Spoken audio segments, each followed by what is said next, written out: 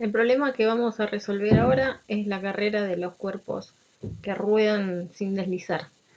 Ponemos un montón de cuerpos sobre un plano inclinado que puedan rodar. Por ejemplo, un aro, una esfera, un cilindro macizo, un cilindro hueco, y los dejamos caer desde el reposo, todos de la misma altura, en este caso desde una altura h.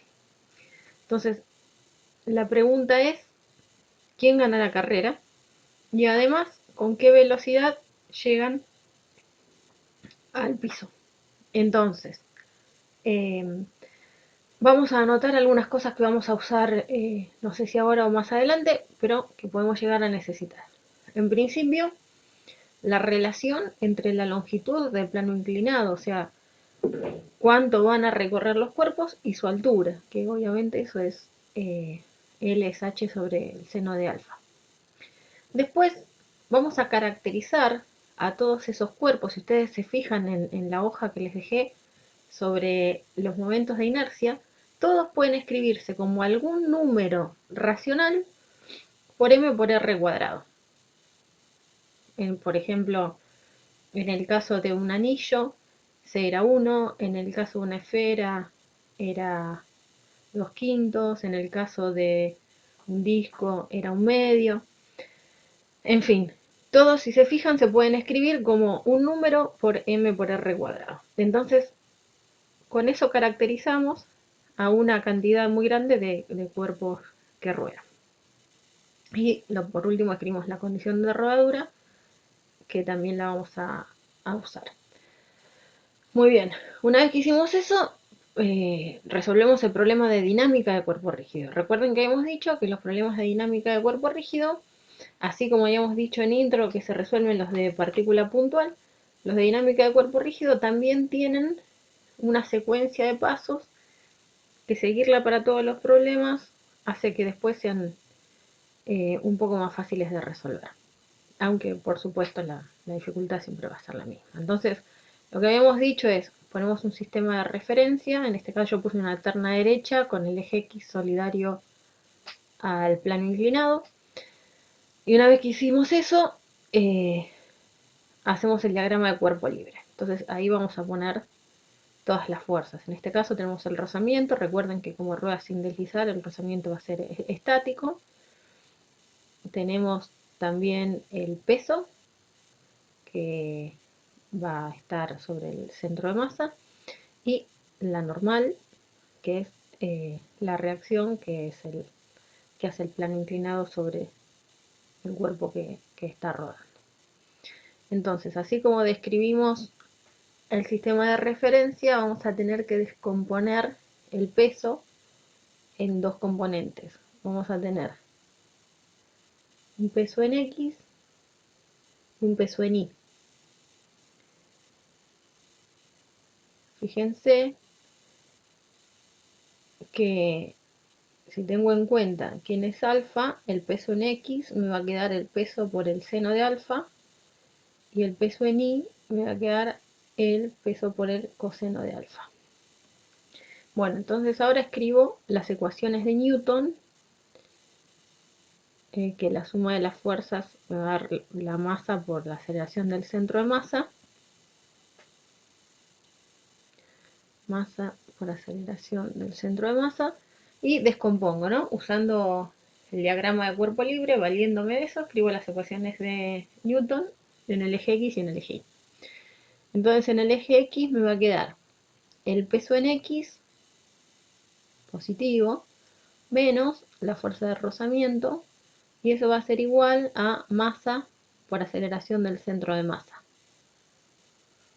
Y ya lo hago directamente porque hicimos varios videitos de estos, ¿no? Entonces la normal menos el peso en Y va a ser igual a 0, justamente porque elegí poner el sistema de referencia solidario a la dirección de la aceleración del centro de masa para no tener que descomponer la aceleración. Entonces, si arreglo un poquito esta ecuación, me va a quedar mg por el seno de alfa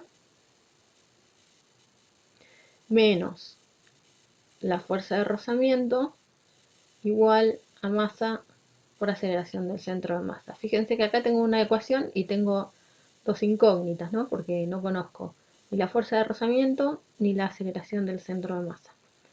Pero todavía no usé la ecuación de momentos. En este caso lo voy a hacer desde el centro de masa.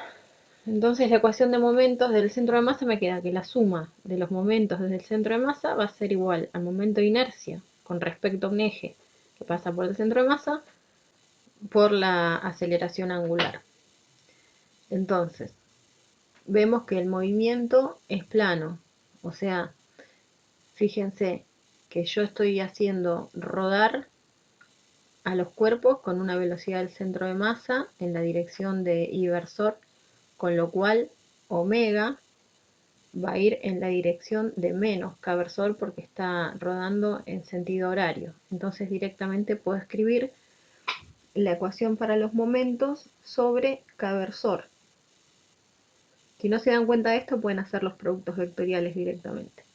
Entonces, notemos que tenemos tres fuerzas, con lo cual a priori tendríamos tres momentos. Pero el momento del peso es 0, porque R es 0, y el momento de la normal es 0, porque R es paralelo a la normal. Con lo cual nos queda solo el momento de la fuerza de rozamiento, que nos va a quedar la fuerza de rozamiento por R y el centro de masa por gamma. Y entonces ahora lo que vamos a usar es la condición de rodadura, con lo cual podemos escribir gamma como la aceleración del centro de masa sobre R. Y podemos simplificar algunas cosas, por ejemplo los dos R que tenemos de la derecha, uno con el de arriba y el de abajo, y uno con el de la izquierda.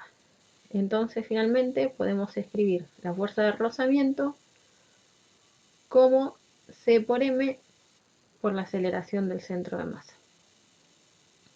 Entonces a esta ecuación la llamamos ecuación 2. Y lo que podemos hacer ahora es reemplazar la ecuación 2 en la ecuación 1. O sea, escribimos la ecuación 1, pero donde dice la fuerza de rozamiento, vamos a poner lo que dice la ecuación 2.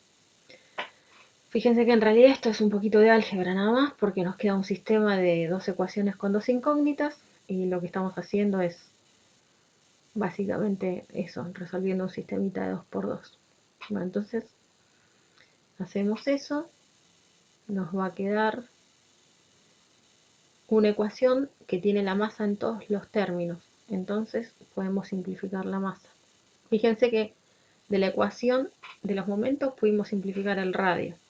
Y ahora, metiéndose en la ecuación, en la segunda ley de Newton, podemos simplificar las masas. Después vamos a ver qué pasa con eso.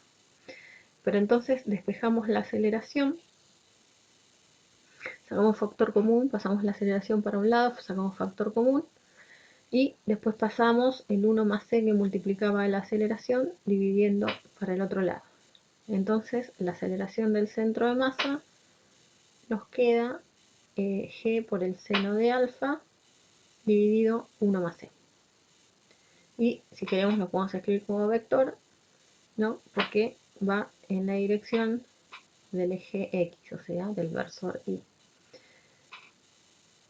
Muy bien. Ahora les voy a dejar de tarea para el hogar que repitan este procedimiento. Obviamente les va a tener que dar lo mismo si repiten el procedimiento, pero haciendo las cuentas desde el eje instantáneo de rotación.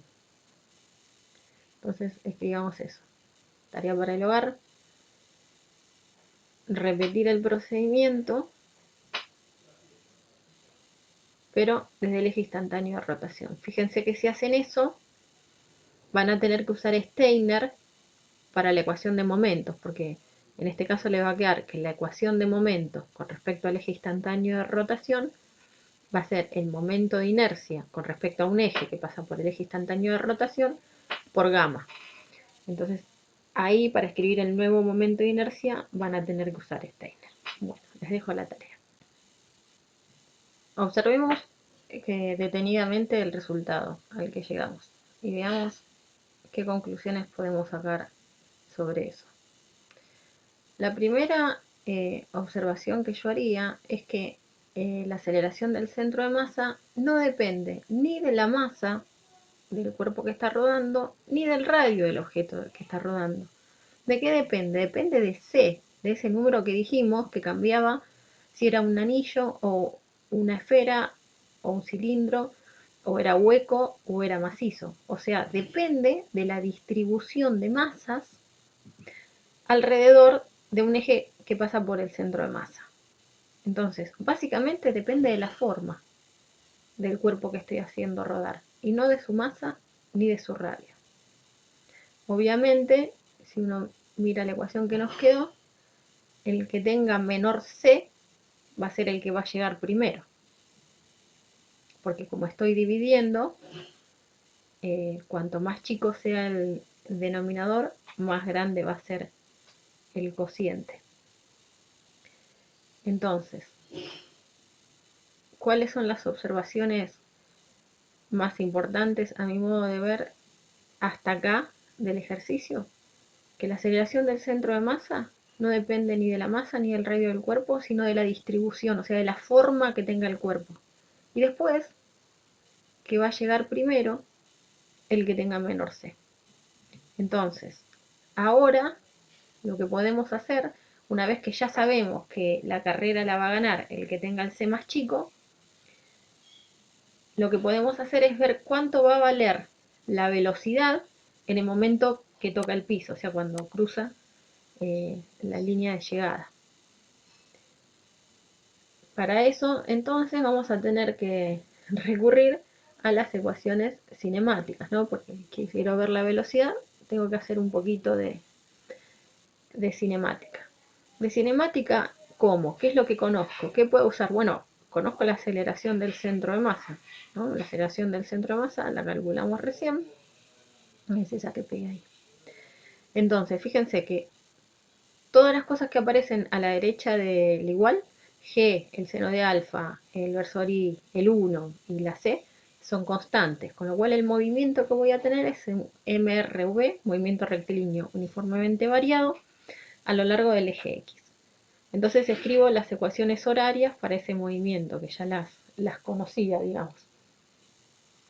Voy a tener una ecuación para la posición en función del tiempo, que es la que estoy escribiendo, donde la A que escribe ahí es la aceleración del centro de masa que obtuve recién. Y voy a tener otra ecuación para la velocidad en función del tiempo, donde también voy a tener que escribir la aceleración, que es la aceleración que escribí arriba. Entonces, para poder resolver estas ecuaciones, tengo que setear primero las condiciones iniciales. Tengo que decir quiénes son x0, b0, t0. En este caso, como estoy diciendo que parten todos del reposo, puedo decir que parten con b0 igual a 0 y que en el momento que prendo el cronómetro, que es cuando parten, t0 es 0, y si pongo el 0 de la regla ahí, puedo decir que x0 también es 0. Recuerden que habíamos dicho antes que L era h sobre el seno de alfa.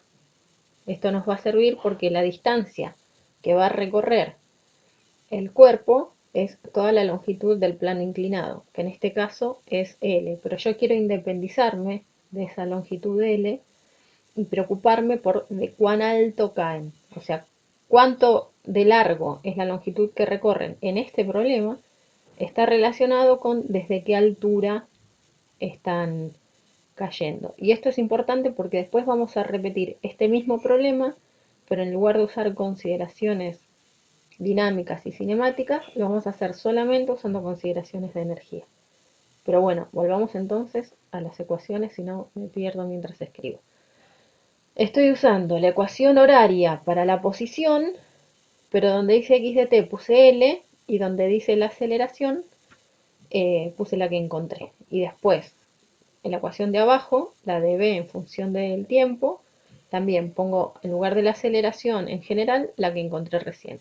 Entonces de esta última ecuación puedo despejar el tiempo en función de la velocidad. Recuerden que la velocidad es lo que yo quería calcular, con qué velocidad llegan al piso. Es importante siempre cuando están resolviendo un problema de física, por lo menos, tener siempre en mente a dónde quiero llegar, porque si no uno, después de tanta cuenta, tiende a perderse, si no sabe a dónde va, digo. Entonces, Ahora lo que voy a hacer es, una vez que despejé t de la segunda ecuación, vuelvo a la ecuación de arriba y donde dice t cuadrado voy a poner el t que despejé en función de la velocidad. Entonces en lugar de t en esa ecuación pongo b por 1 más c sobre g por el seno de alfa y todo eso lo elevo al cuadrado. Fíjense que hay varias cosas ahí que se me van a cancelar. Entonces ahora vamos a hacer un poquito de limpieza, vamos a ver qué cosas podemos cancelar. Para empezar, fíjense que hay una g y un seno de alfa que se me van a ir, y también hay un 1 más c que se va a ir, con lo cual ya me va a quedar un poquito más limpia toda esa ecuación que en principio parece bastante espantosa. Bueno, me falta g y seno de alfa, seno cuadrado de alfa. Ahí está. Entonces ahora podemos tachar lo que se cancela. Se cancelan los cuadrados de abajo con un g y un seno de alfa de arriba, y el cuadrado de arriba con un 1 más c de abajo. Entonces ahora me quedo con esa ecuación, pero donde dice L voy a poner h sobre el seno de alfa. Y del lado de la derecha me queda b cuadrado por 1 más c sobre 2g seno de alfa. Entonces de vuelta, fíjense que puedo simplificar el seno de alfa con el seno de alfa y puedo despejar b, ¿no? Entonces vamos a hacerlo despacito. Por un lado voy a tener la raíz cuadrada de algo. ¿De qué? Me va a quedar la h que tenía arriba, el 2 que pasa para el otro lado y g que pasa para el otro lado. Y para abajo va a pasar 1 más c. Y cierro la raíz. Entonces la velocidad va a ser la raíz cuadrada de 2hg sobre 1 más c. Les dejo ahora de tarea ver que las unidades son las que corresponden.